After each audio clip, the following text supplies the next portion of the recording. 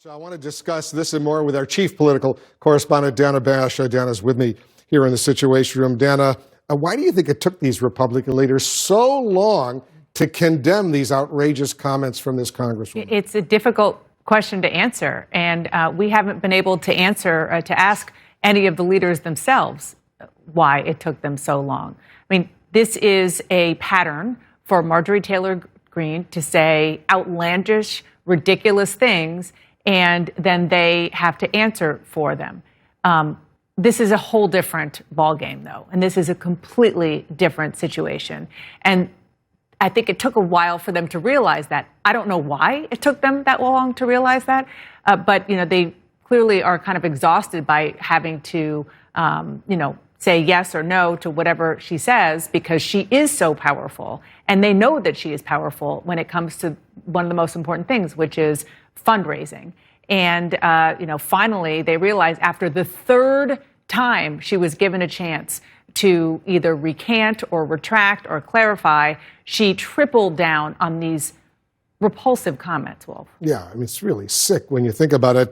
There was this tweet today from the Auschwitz Memorial and Museum in Poland, right where the Auschwitz death camp existed. Let me read it. The instrumentalization of the tragedy of Jews who suffered, were humiliated, marked with a yellow star, isolated in ghettos, and murdered during the Holocaust in a debate on different systems that aim at protecting public health is a sad symptom of moral and intellectual decline. A very strong statement from the Auschwitz Memorial and Museum.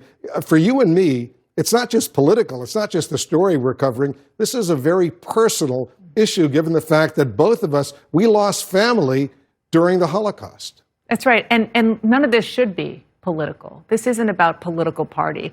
This is about right and wrong and ignorance and whitewashing something that was a stain on humanity and human history.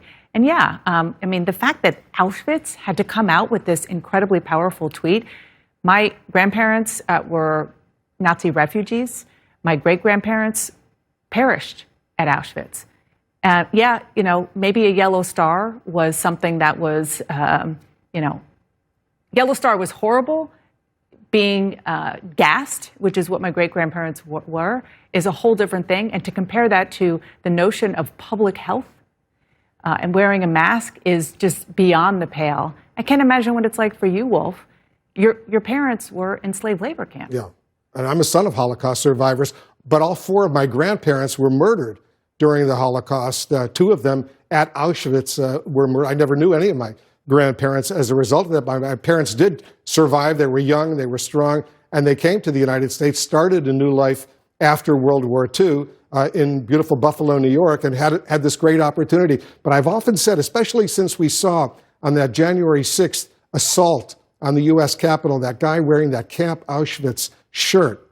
My parents have passed away, but if they would have seen that, they would have said, how is that possible here in the United States of America to see something like that going on? And if they would have heard the words from this so-called Congresswoman utter these ugly, ugly comparisons between wearing masks to save yourself, to save others, they wouldn't have believed that this was possible in our country. Especially utter these ugly, ugly comparisons between. The United States is running concentration camps on our southern border, and that is exactly what they are. The truth is, we are creating concentration camps on the border. In 1933, there were concentration camps. In 1941, they were death camps. And that is where we are going if our consciences are not quickly pierced.